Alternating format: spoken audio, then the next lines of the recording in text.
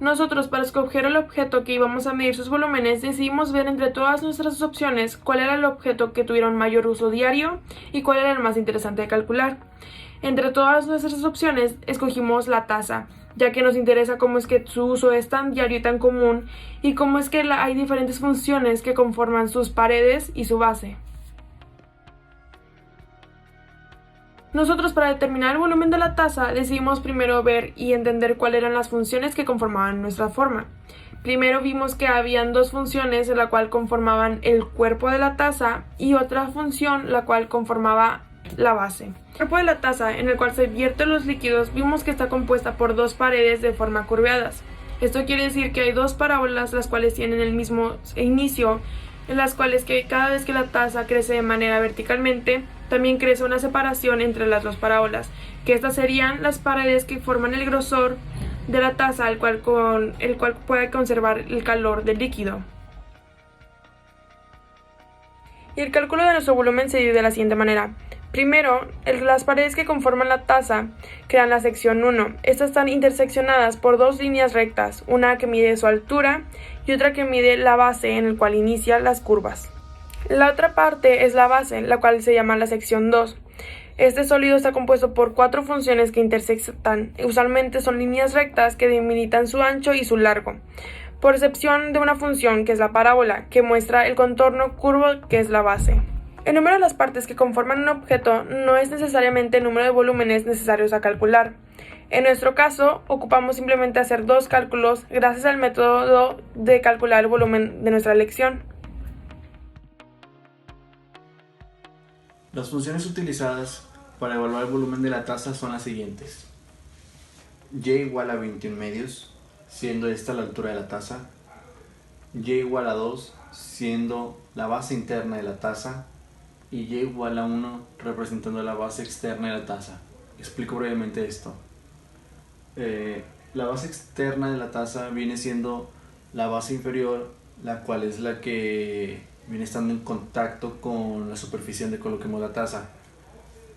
Y la base interna es la que va a estar en contacto con el líquido dentro de la taza. Entre estas dos se genera un espacio, por lo que es necesario calcular su volumen también.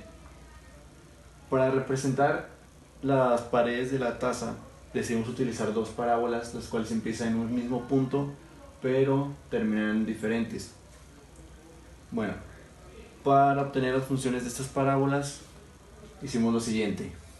Para la función de la parábola externa utilizamos la fórmula AY es igual a x cuadrada, obteniendo los puntos 1 de 0,0 siendo el inicio de la parábola y el punto 2 siendo 17 cuartos, 21 medios. 17 cuartos representa el radio de la pared externa, o bien el valor que hay entre el espacio de la pared externa y el centro de la taza, y 21 medios viene siendo la altura.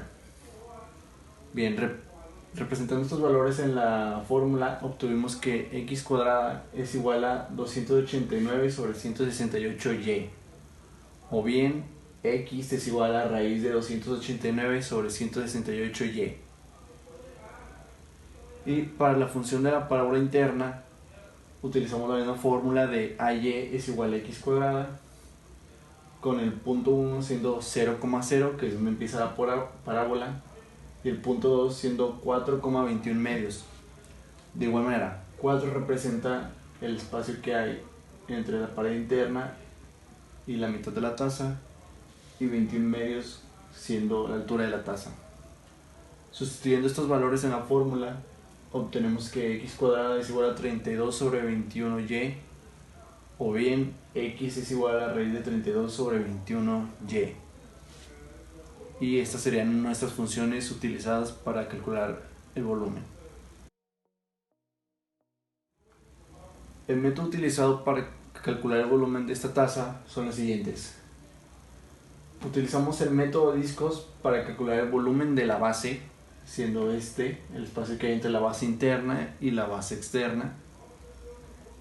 Y el método de arandelas para calcular el volumen de las paredes, siendo este espacio.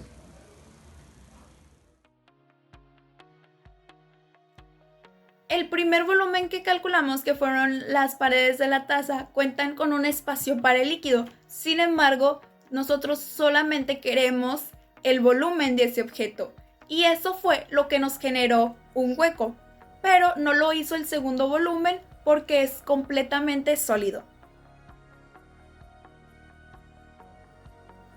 Para calcular el volumen de las paredes de la taza, como tiene un hueco, teníamos la opción de usar el método de arandelas o el método de capas. Pero al hacer nuestro análisis nos dimos cuenta que si usábamos el método de arandelas, entonces solamente íbamos a necesitar un cálculo. Mientras si lo hacíamos por capas, tendríamos que dividir la sección en partes. Y esto es debido a que no siempre es la misma ecuación arriba y abajo en todo el trayecto de la gráfica. Y arandelas en toda la gráfica de R mayúscula y R minúscula siempre es la misma. Y para calcular nuestro segundo volumen, que es la base, que es completamente sólido, que no generó ningún hueco, entonces podemos utilizar el método también de capas y el de discos, pero pues optamos por utilizar el de discos, ya que de igual manera que el primer volumen, si lo hubiéramos hecho por capas, también tendríamos que dividirlo en varios volúmenes o secciones. Como utilizamos la posición inicial del objeto, que está verticalmente, entonces nuestro objeto, los dos volúmenes, giraron en el eje Y.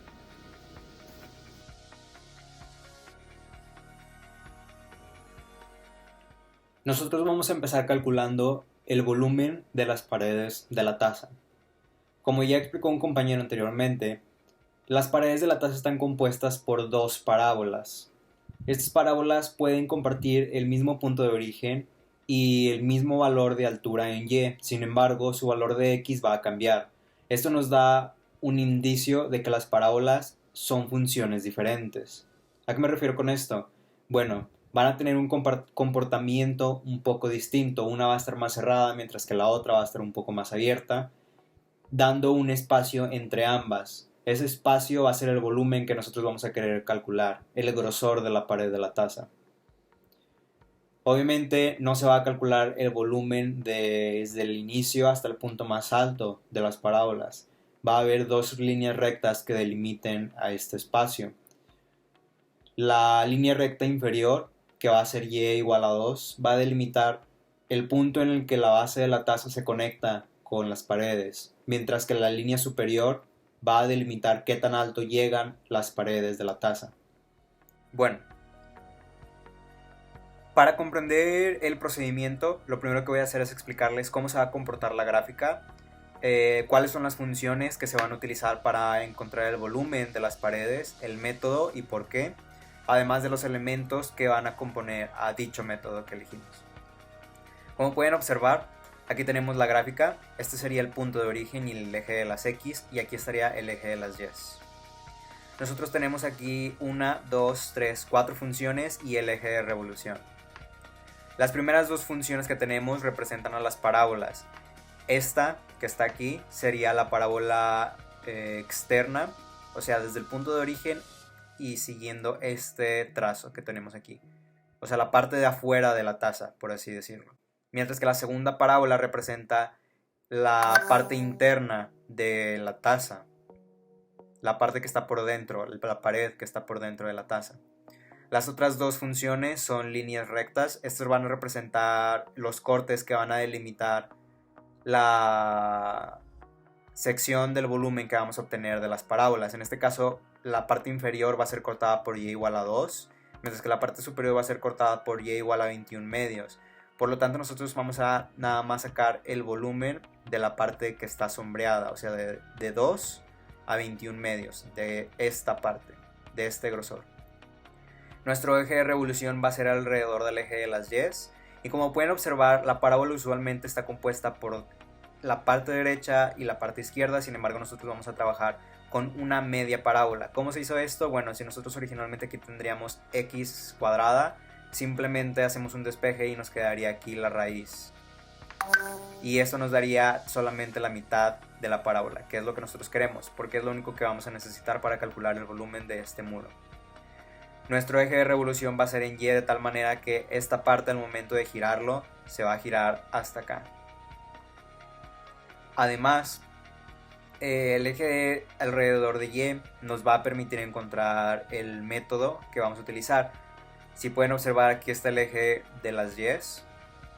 Por lo tanto, primero vamos a checar lo que es el método de capas, debido a que el método de capas se puede utilizar ya sea si tienes hueco o si no tienes hueco. Nosotros tenemos aquí un hueco, como pueden observar, pero aún así vamos a ver con capas cómo se resolvería. Por capas serían las líneas así, paralelas al eje, serían así. Sin embargo, nos vamos a dar cuenta que este sería arriba y esto sería abajo, pero no siempre las funciones de arriba van a estar emparejadas con las de abajo. Si nos damos cuenta, aquí el arriba sería y igual a 21 medios y el abajo sería la parábola externa. Pero obviamente va a llegar un punto, si continuamos, en el que la función de arriba va a cambiar. Ya no va a ser 21 medios, ahora va a ser la parábola interna. Y de igual manera en la parte inferior va a llegar un punto, aquí por más mínimo que sea, en el que la parábola externa ya no va a ser la función inferior, ahora va a ser y igual a 2. Por lo tanto, este método, aunque sí se puede utilizar, va a ser un poco más laborioso. Entonces vamos a revisar lo que es el método de arandelas, a ver si nos conviene hacerlo de esa manera. Por arandelas, nosotros vamos a tener que encontrar primero cuál es el radio menor y cuál es el radio mayor. También se maneja de manera, ya no se va a manejar de manera paralela los cortes así al eje de revolución, se va a manejar en forma perpendicular, o sea, en esta dirección, así. Nosotros nos vamos a dar cuenta que en la parte derecha siempre va a estar la parábola externa y en la parte izquierda siempre va a estar la parábola interna. Por lo tanto, este método nos va a convenir debido a que solamente necesitamos hacer un cálculo para encontrar el volumen que nosotros deseamos, que sería el de la pared de la taza. Una vez que ya tenemos definido el método, debido a que es el que nos conviene más, vamos a encontrar cuál va a ser el radio mayor y el radio menor, debido a que este es uno de los elementos que necesitamos para calcular a través de este método. Vamos a dibujar desde el eje de revolución una línea así en forma perpendicular, y la primera gráfica que vamos a tocar va a ser la de la parábola interna. Por lo tanto, la parábola interna va a representar nuestro radio menor, ¿ok? Después vamos a volver a iniciar desde el eje de revolución, vamos a continuar y va a topar otra vez con la parábola interna, pero ya no nos va a importar porque ya sabemos que ese va a ser nuestro radio menor. Vamos a continuar y si nos damos cuenta, después de esta va a topar con la parábola externa, por lo tanto esa va a ser nuestro radio mayor. Una vez que ya tenemos definidas cuáles son nuestro radio mayor y radio menor, vamos a irnos acá